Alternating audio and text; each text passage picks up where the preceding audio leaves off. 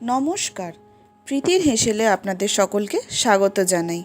আজকের আমাদের রেসিপি হলো মিষ্টির দোকানের নিরামিষ আলুর তরকারি। এটি খুবই জনপ্রিয় একটি পদ। চলুন দেখা যাক কত সহজেই এটা বাড়িতে বানিয়ে ফেলা যায়। এর জন্য সবার প্রথমে আমি একটি ভাজা গুঁড়ো মশলা করে নেব। এখানে আমি 3 চামচ জিরে, 9টি শুকনো লঙ্কা, 5 চামচ ধনে ও 1.5 চামচ জোয়ান নিয়েছি। এটা আমি একটু বেশি করেই বানিয়ে রাখছি যাতে পরেও আমি ব্যবহার করতে পারি। 5 মিনিট শুকনো খোলায় ভালো করে ভেজে নিয়ে ঠান্ডা করে এটা গুঁড়ো করে নিতে হবে।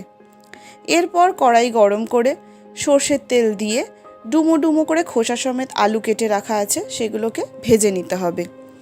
এই তরকারিটা খোসা সমেত আলু দিয়েই করা হয়। 5 মিনিট নেড়ে চেড়ে নিয়ে স্বাদ মতো লবণ দিতে হবে।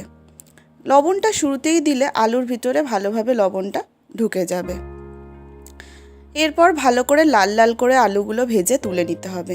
এরপর কড়াইতে সর্ষের তেল গরম করে 2টো শুকনো লঙ্কা ও 1 চা চামচ 5 ফোড়ন দিতে হবে। ফোড়ন থেকে সুন্দর গন্ধ বের হলে থেতো করে রাখা 2 চামচ আদা কাঁচা লঙ্কা দিতে হবে। এরপর 1 চা চামচ হিং ও 3 চামচ ভেজে গুঁড়ো করে রাখা মশলা দিতে হবে।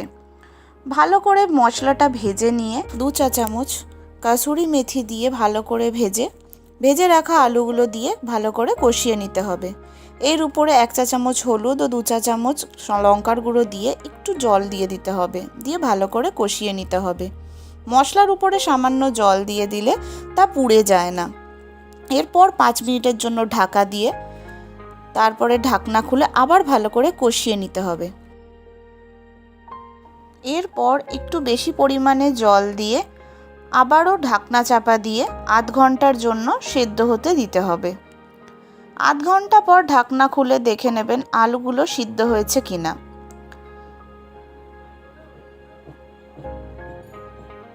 দেখুন আলুগুলো কত ভালোভাবে সিদ্ধ হয়ে গেছে। এরপর কয়েকটি আলু এইভাবে ভেঙে দিতে হবে যাতে ঝোলটা একটু গাঢ় হয়ে যায়।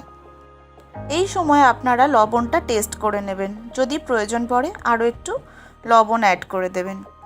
এরপর 1 চামচ আমচুর ও 2 চামচ চিনি দিয়ে ভালো করে মিশিয়ে আরও কিছুক্ষণ ফুটিয়ে নিতে হবে।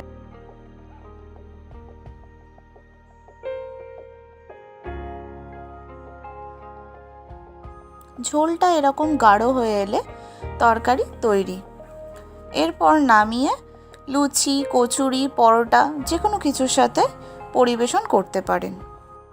ছোট থেকে বড় সকলেরই খুবই পছন্দের এই পদ মিষ্টির দোকানের খোসা সমেত আলুর তরকারি। আমার এই রেসিপিটা আপনাদের কেমন লাগলো কমেন্টে অবশ্যই জানাবেন ও ভালো লাগলে একটি লাইক অবশ্যই করবেন। এরকমই আরও রেসিপি পেতে হলে আমার চ্যানেলটি সাবস্ক্রাইব করতে ভুলবেন না। আপাতত টাটা।